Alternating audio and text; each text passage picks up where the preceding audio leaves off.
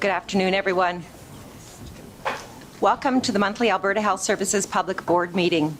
I'm glad you could all be here. My name's Brenda Hemmelgarn. I'm the Vice Chair of the AHS Board. I'll be chairing today's meeting as our Board Chair. Linda Hughes could not be with us in person today. Linda is dialed in, however, and will be participating in today's discussion. Start by the business at hand. The first item is the review of the agenda. You've all had a chance to take a look at the agenda. Could I have a motion for approval of the agenda?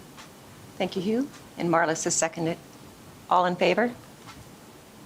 Thank you. I'm now going to ask if there are any declaration of conflicts of interest. None to declare. Thank you. We'll then move on to the first item, and that's the approval of the minutes. You've all had the minutes to review from July 29th. Could I have someone approve the minutes? Glenda, thank you. Seconder? Hugh? All in favor? Perfect. Thank you. We'll now move on to the comments. This is our first board meeting of what will be a busy fall season for AHS. I hope everyone here, as well as the hardworking staff, physicians, and volunteers of AHS, had an opportunity to take some time off and recharge during the summer. As a health system, we believe Albertans should strive for work-life balance, including those Albertans who work for us. That said, AHS did complete a lot of important work over the spring and summer. We'll discuss some of this work at today's meeting. For starters, AHS and Dynalife reached a tentative agreement on a contract extension for laboratory services in Edmonton and Northern Alberta. This extension is coming to the board today for approval. For the board, we want to make sure this contract protects continuity of care and gives patients the treatment and information they need in a timely and efficient manner.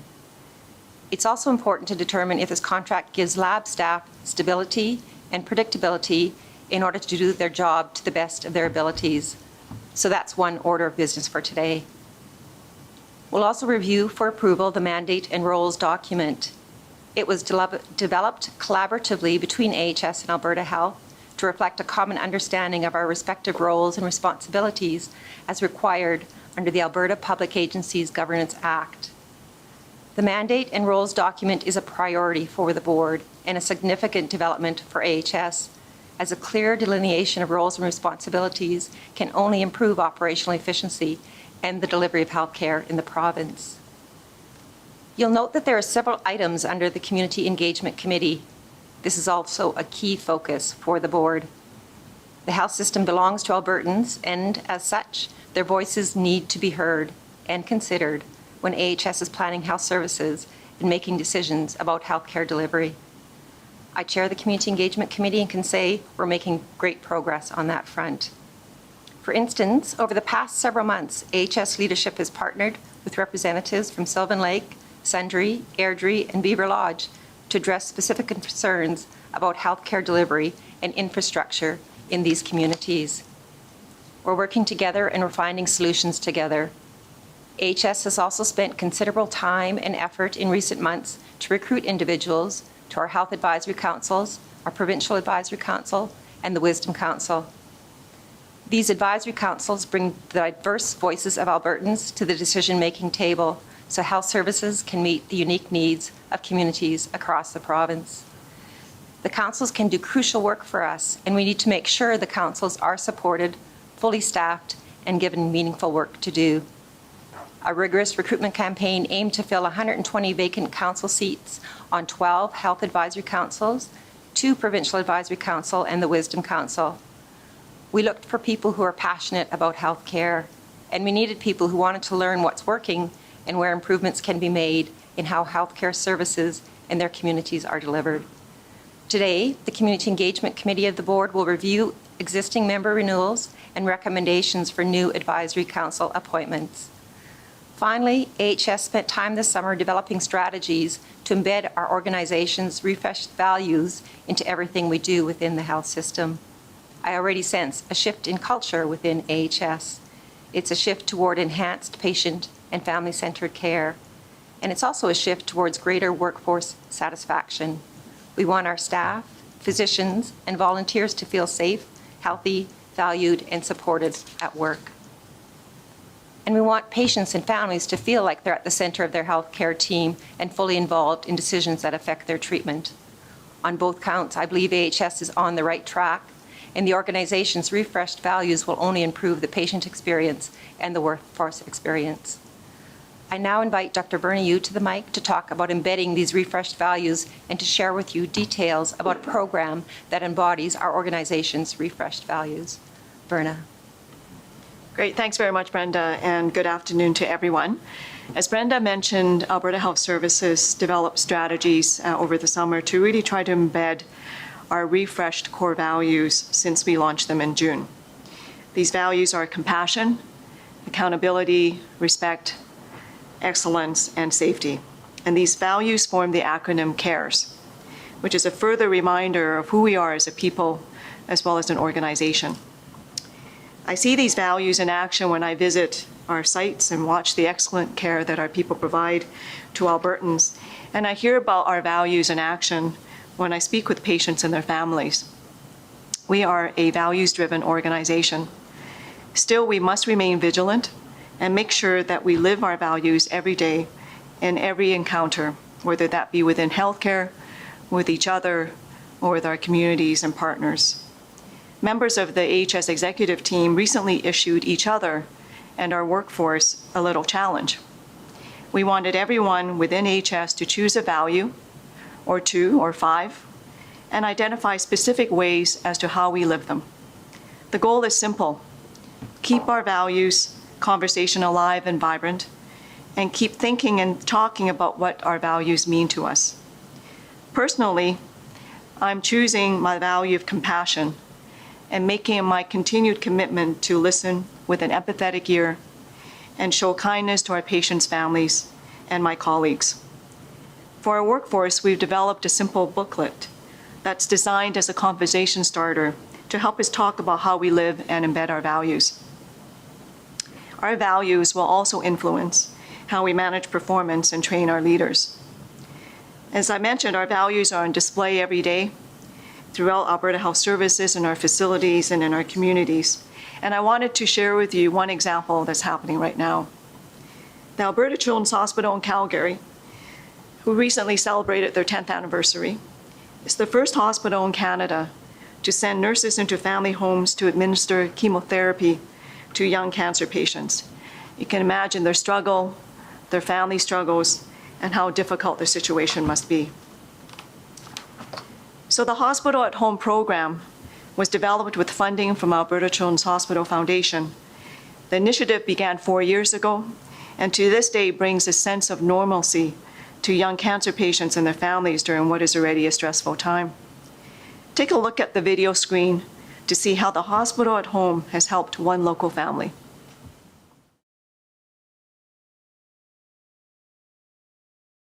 The Hospital at Home program allows patients, families, and their siblings to maintain normal daily activities.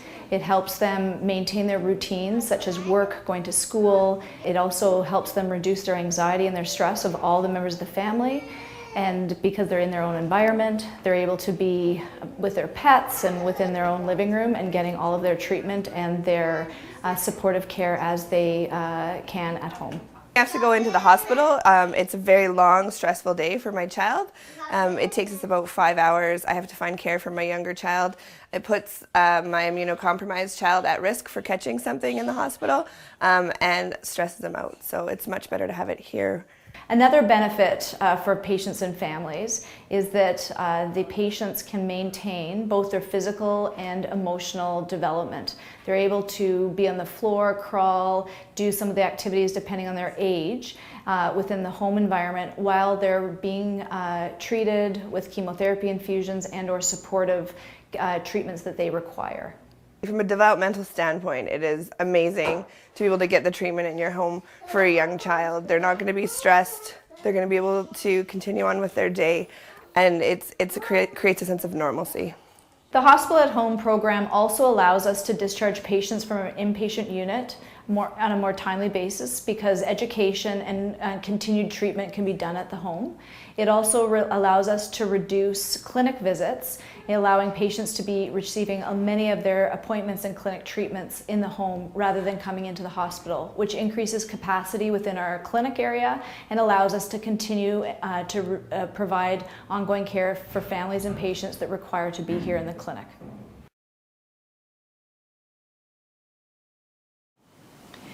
Hospital at Home has made more than 2,200 home visits, helping more than 180 unique patients since its launch in 2012.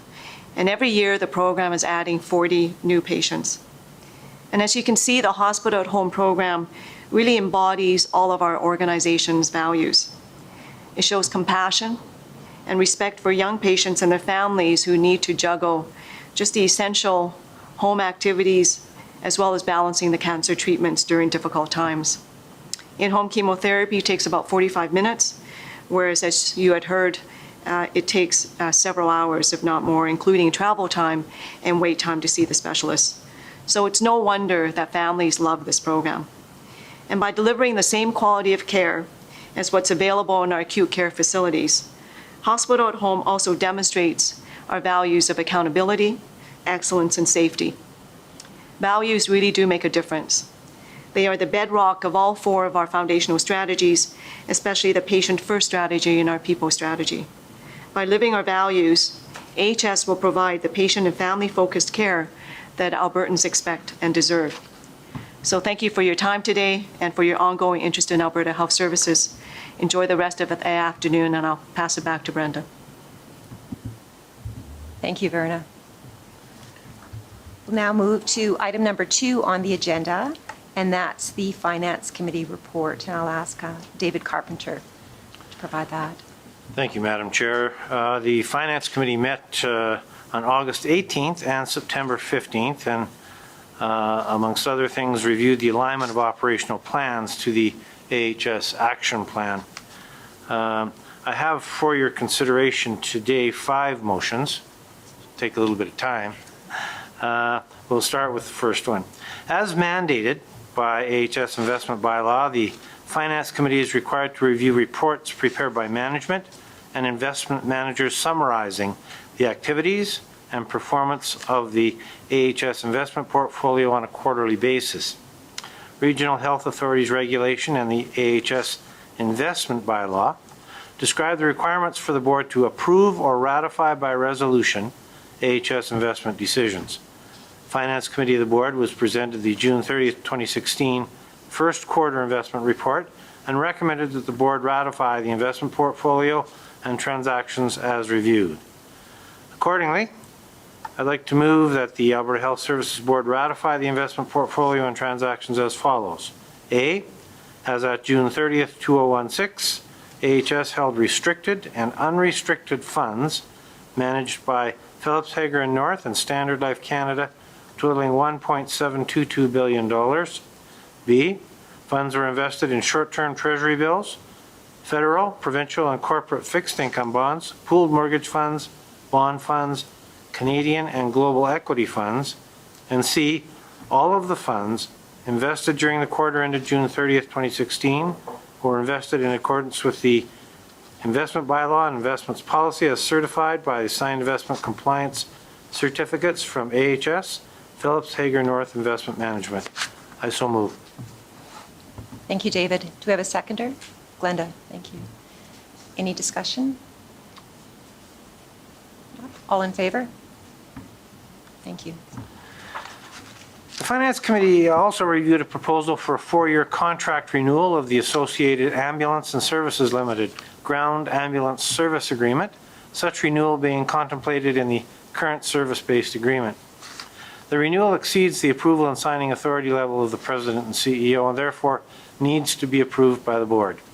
The Committee recommended that the Board approve the renewal as reviewed by the Committee and delegate signing authority of the renewal on behalf of the AHS to the President and CEO.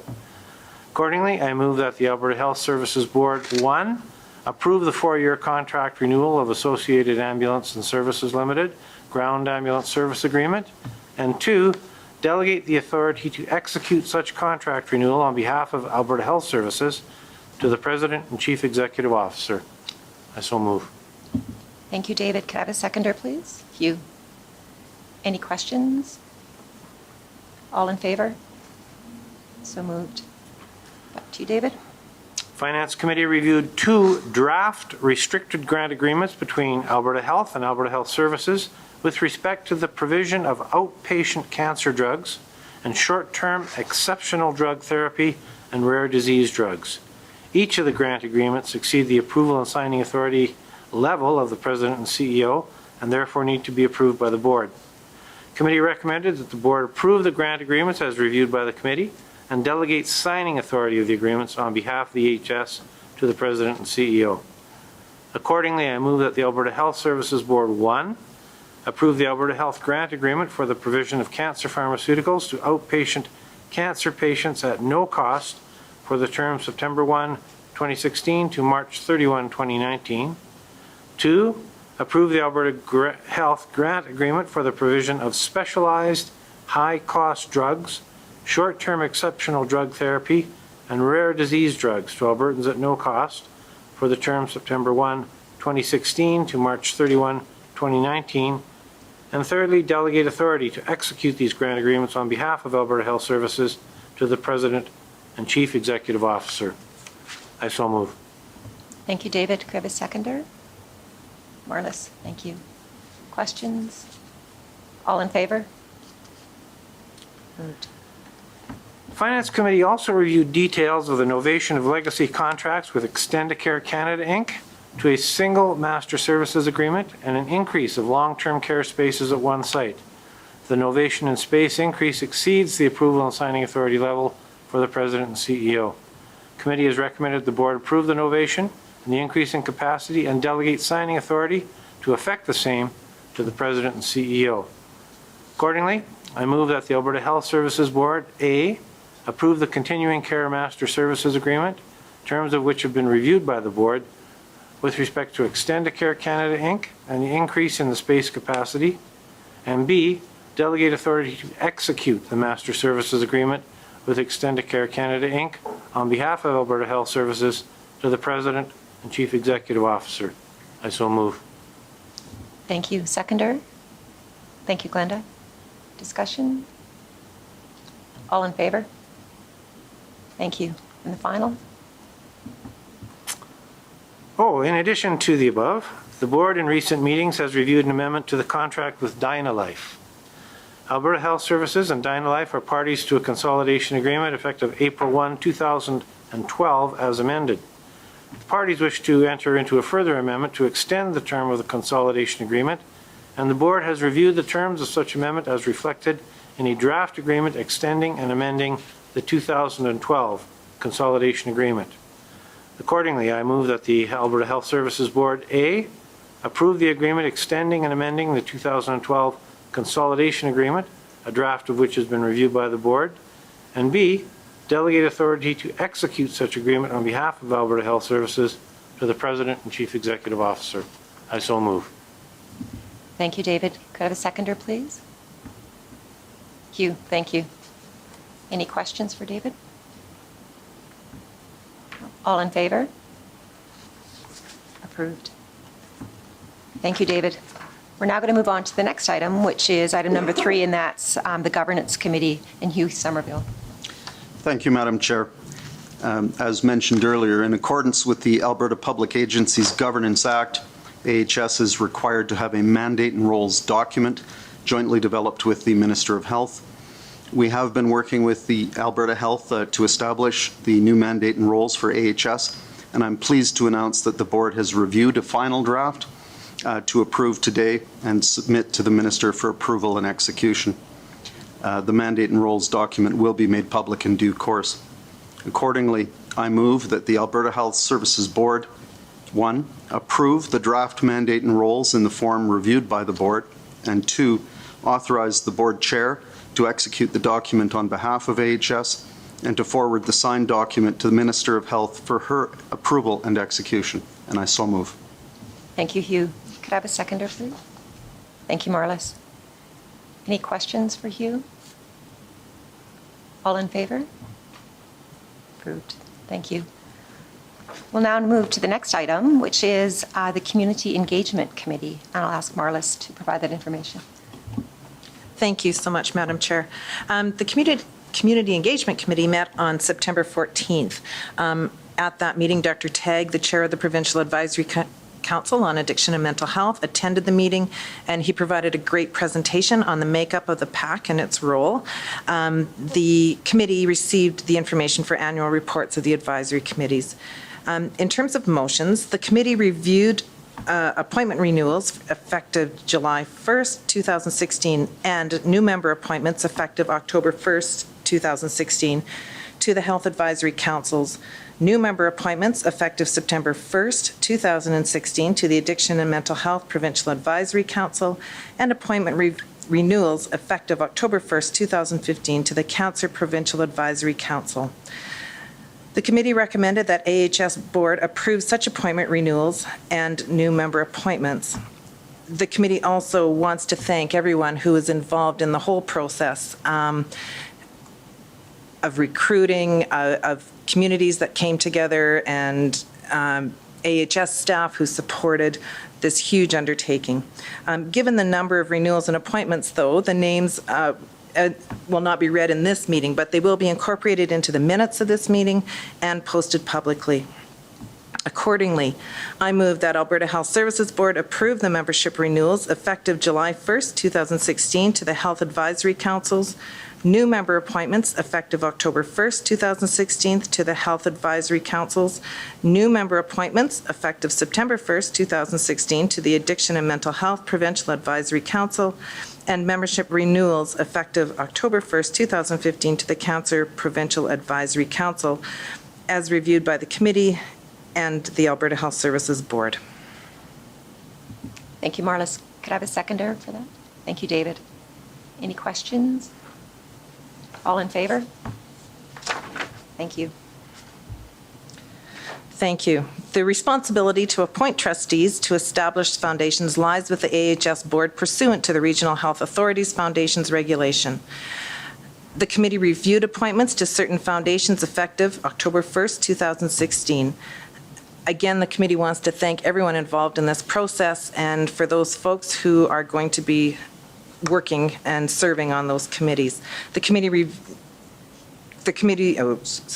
recommended that the AHS Board approve such appointments. Again, given the number of appointments, the names will not be read in this meeting, but will be incorporated into the minutes of the meeting and posted publicly.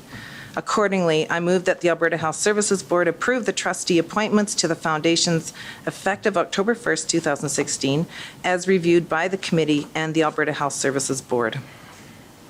Thank you, Marlis. And a seconder? David. All in favor? Thank you. And the committee reviewed the proposal to establish a foundation for the Rocky Mountain House area in compliance with the Regional Health Authorities Foundations Regulation. As part of the process for establishing the foundation, the Alberta Health Services Board is to approve the draft bylaws and then submit them to the Minister of Health for approval. The committee recommended that the AHS Board approve the draft bylaws for the Rocky Mountain House and Area Health Services Foundation.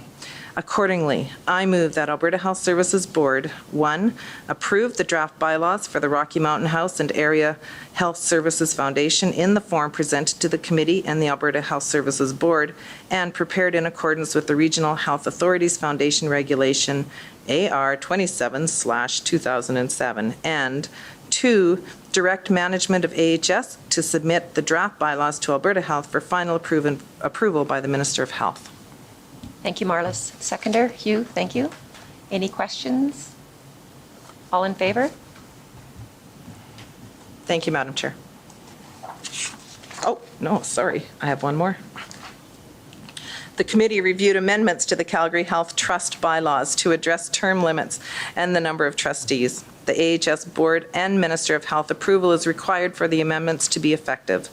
The committee recommended that the AHS Board approve the amendments and submit them to the Minister of Health for approval. Accordingly, I move that Alberta Health Services Board, 1, approve the amended Calgary Health Trust bylaws as reviewed by the committee and Alberta Health Services Board, and 2, direct management of AHS to submit the amended bylaws to Alberta Health for final approval by the Minister of Health. Thank you, Marlis. And seconder? Glenda, thank you. Any questions? All in favor? Thank you. That was a busy committee. We'll now move on to item number 5, which is the Audit and Risk Committee, and I'll ask David Carpenter to that report. What I have here is a report, Madam Chair. So the Audit and Risk Committee met on September the 15th, and standard practice is that the Office of the Auditor General and KPMG are guests at the meetings in their role as external auditors of the AHS. The committee also discussed the status of audit recommendations. The committee received a presentation on the alignment of the current enterprise risk register and new risks with the AHS 2016-17 health plan and business plan.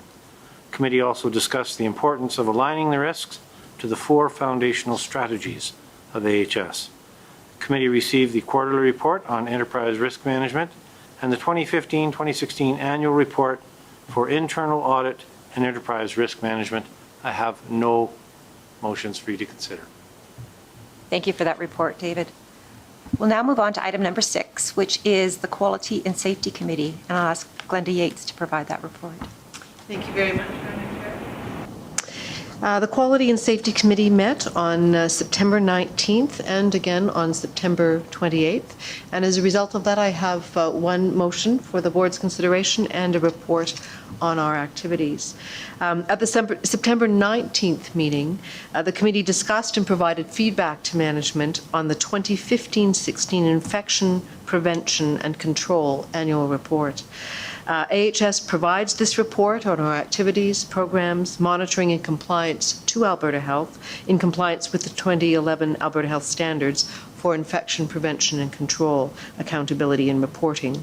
The committee recommended that the board approve the annual report with the suggested amendments made by the committee, and the board has reviewed the revised annual report. And accordingly, I move that the Alberta Health Services Board, 1, approve the AHS Infection Prevention and Control 2015-16 annual report to Alberta Health as reviewed by the board, and 2, direct the board chair to submit the IPC annual report to the Minister of Health. I so move. Thank you, Glenda. Could I have a seconder? Thank you, David. Any questions? All in favor? Thank you. And then as to report on our discussions at the September 28th meeting, we discussed a number of items. We began the meeting with a digital story, which is an initiative by the organization to use photos, videos, and narrative to share poignant experiences throughout the organization to enhance and remind all staff and families and volunteers of the importance and the outcomes of some of the healthcare journey stories that we touch in terms of people's lives. And those digital stories are being shared throughout the organization to enable staff, physicians, and various committees to learn from the patient experience and to guide improvement initiatives. We had an overview of the influenza immunization program. We reviewed the outcomes of the 2015-16 influenza immunization program, and were apprised of the planning for the 2016-17 program.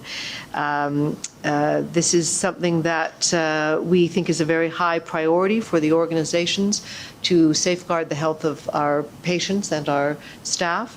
And we looked and reviewed at the communication plan that has been developed for the upcoming initiative. We felt it was very important for both board and the executive leadership of team of the organization to show leadership in terms of our own immunization initiatives and records and enthusiasm, and that will be something that we will pursue as a board. The public launch of the influenza immunization program for this year is October 24th. We then had a report on the Accreditation Canada survey.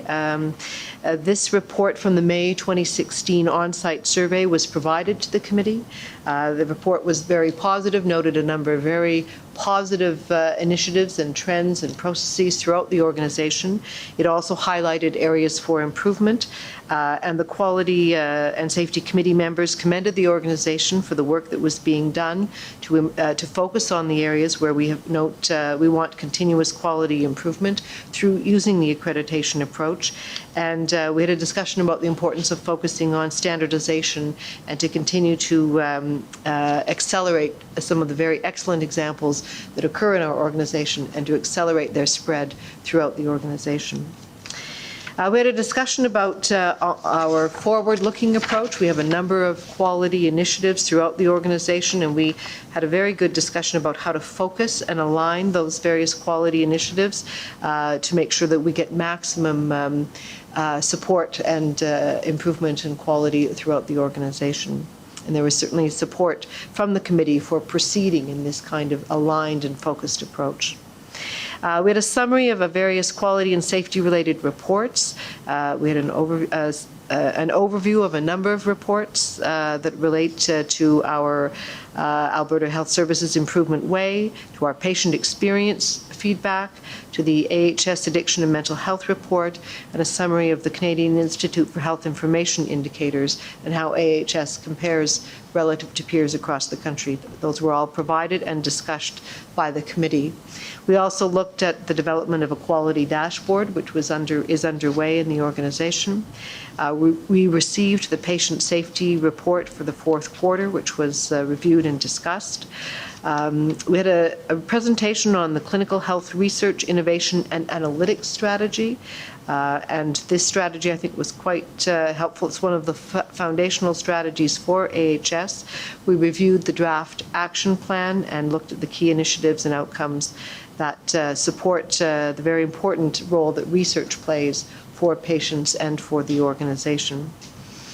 And we had a report on hand hygiene compliance, which is a good news story. It is improving throughout the organization. It is something, though, that we want to continue to focus on and improve even further. But we had a review of the strategies that are yielding some of the very positive results that we've seen to this state.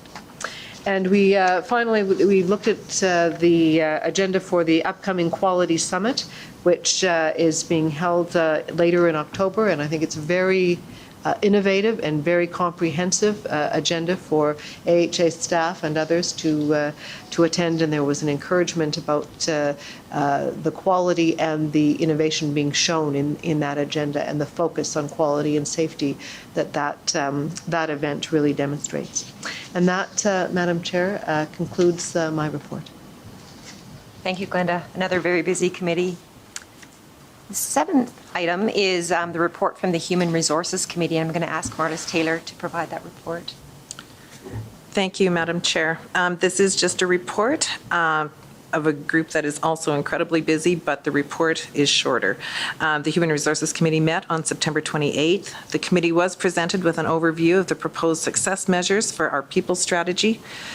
The committee was also provided with an overview of various labor relation activities, and the committee also received an update on the work regarding essential services, an update on grievances, discussed workplace health and safety measures, and had an overview of the local authorities' pension plan. The committee also had a discussion about the upcoming Alberta Health Services, our people strategy, and received an interesting presentation on safety performance in the EMS. Thank you. Thank you, Marlis. That concludes the items on the agenda. So if there's no further business, may I have a motion for adjournment? Hugh, second. David, thank you. All in favor? And that concludes our meeting today. Thank you, everyone.